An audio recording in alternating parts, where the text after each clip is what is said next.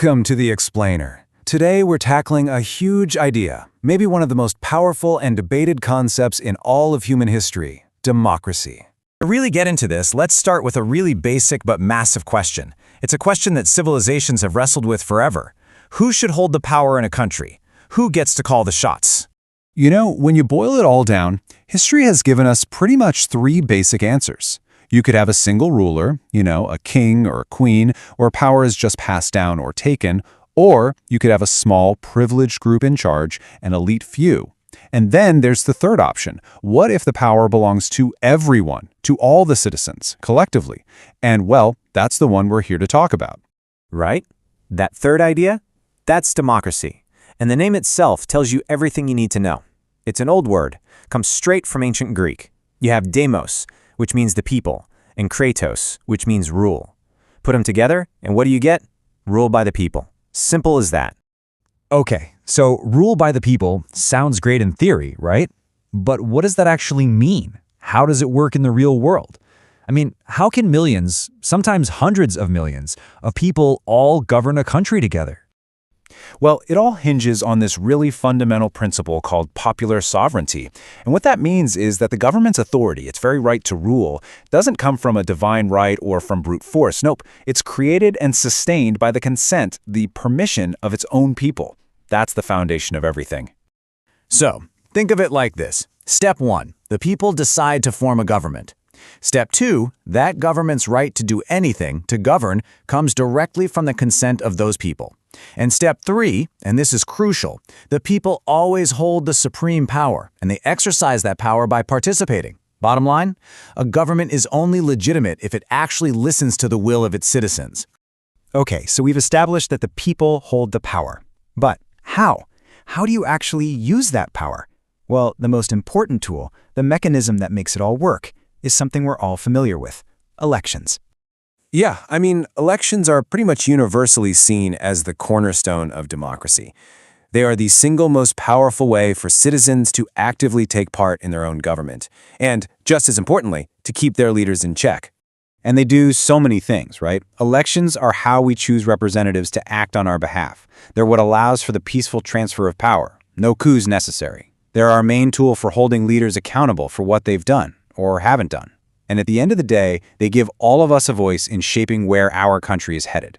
And this is where you can see the huge difference that elections make. It creates this really clear dividing line. On one side, you have democratic systems where power is shared with citizens through real, competitive elections and political rights are protected. On the other side, you've got authoritarian systems where power is completely centralized and political participation is either severely limited or totally controlled. So this idea of rule by the people has been around for a long, long time. But the way we do it, the actual practice, has changed a whole lot over the centuries. If we look way back, we see these two big ancient models pop up. In ancient Athens, around 508 BCE, they had a form of direct democracy. Citizens actually gathered and voted on the laws themselves. But then you had the Roman Republic, just a year earlier, which pioneered a representative system. There, citizens elected senators to go and govern for them. And if you look around the world today, you'll see that most modern nations have adopted some version of that representative model. So that's the key difference right there. Direct democracy means you vote on every single law. Representative democracy means you elect someone else to go and vote on laws for you. And it's pretty easy to see why the representative model won out. Imagine trying to get hundreds of millions of people to vote on every single bill. It just isn't practical for big, complex countries. But look, it doesn't matter if it's direct or representative. This whole system, this ideal of democracy, is not without its challenges. And in the modern world, those challenges are, well, they're pretty significant. Let's just start with a number, a pretty stark one. According to the VDEM Institute, as of 2024, there are now 91 autocratic regimes active in the world. And here's why that number is so shocking. For the first time in more than 20 years, autocracies now outnumber democracies. That's 91 to 88. It's a really sobering thought, and it shows that democracy on a global scale is actually in decline. And a picture like this really drives that point home. This isn't just a chart or a statistic. It's about real people. It's a reminder of the deeply personal, often dangerous struggle for democratic principles that's happening right now all over the world. So what are these big threats? Well, they're coming from all directions. You've got powerful elites who can have an outsized influence on policy. You have the incredible spread of misinformation and propaganda. Then there's the simple fact that fewer people are voting or engaging at all. And of course, there's that timeless challenge. How do you balance what the majority wants with protecting the rights of minorities? Okay, so after all that, all these challenges and threats, you might be asking, why bother? Why does democracy even matter anymore? And maybe even more to the point, why should it matter to you? It matters because the whole thing, the entire system, is built on one simple revolutionary idea: that the government's authority comes from you. You, the citizen, are the source of its power. Period. And what that means is that democracy is not a spectator sport. You can't just sit on the sidelines and expect it to work.